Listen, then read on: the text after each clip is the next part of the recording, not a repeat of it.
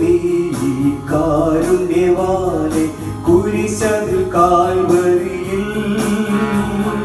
കേണു കണ്ണീർ തൂകുന്നു നോക്കൂ കാൽവരി മേടുകളിൽ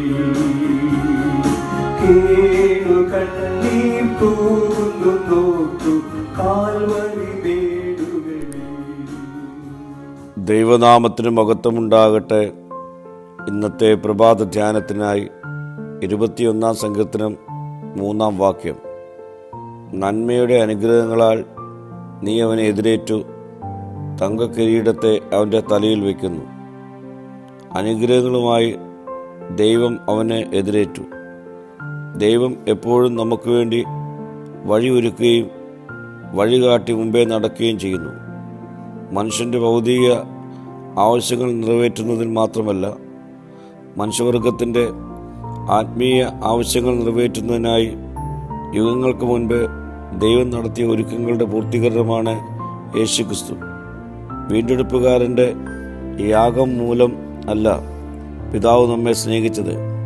അവൻ നമ്മെ സ്നേഹിച്ച പുത്രനിലൂടെ സകല അനുഗ്രഹങ്ങൾ നമുക്ക് നൽകി. ദൈവത്തിൻ്റെ ശക്തി ദൈവഭരണവുമായി ബന്ധപ്പെട്ടിരിക്കുന്നു.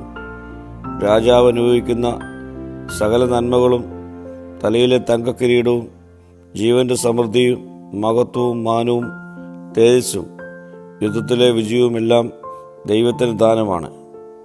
ഈ ആനന്ദം ദൈവിക ദാനമാണ്, രാജാവ് സ്വയം എടുത്തതല്ല.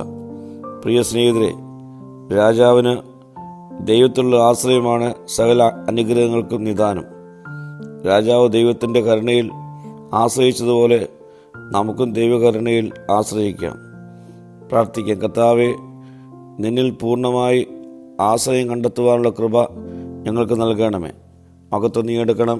യേശുവിൻ്റെ നാമത്തിൽ തന്നെ. ആമീൻ.